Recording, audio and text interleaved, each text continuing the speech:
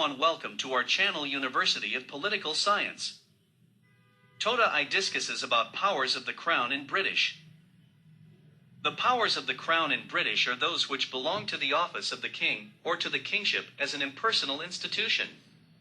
These powers are never exercised by the monarch himself.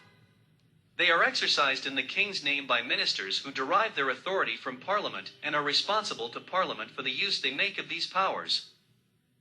As the Crown powers are not the King's personal powers, they may be described as nominal powers of the King as distinct from his actual powers.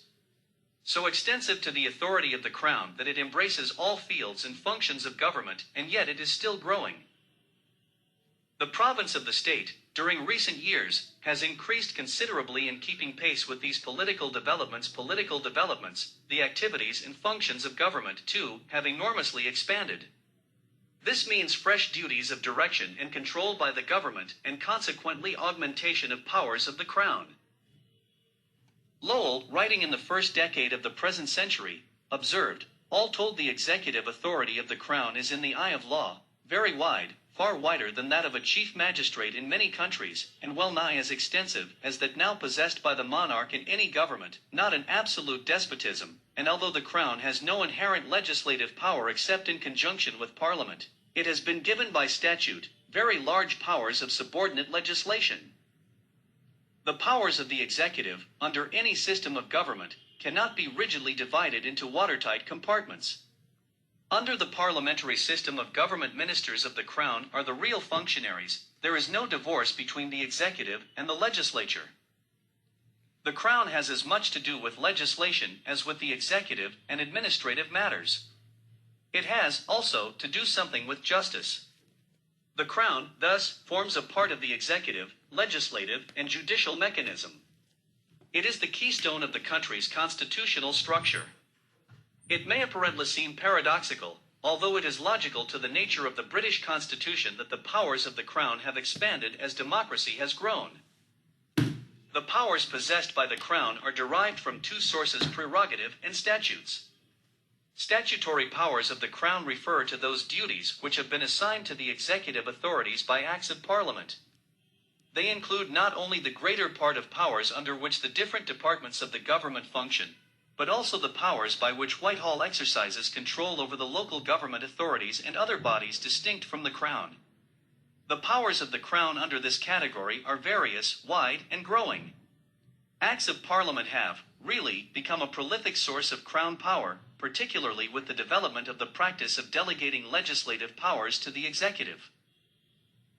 The powers and privileges which the Crown derives from the common law constitute the prerogative.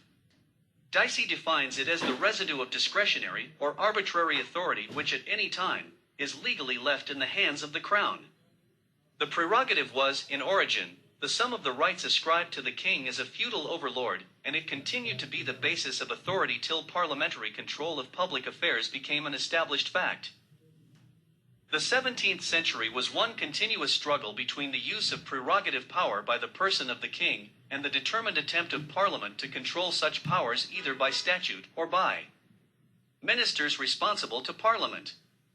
Parliament emerged victorious out of this struggle, and the King, to the most part, was deprived of the prerogative powers which inhered in his person.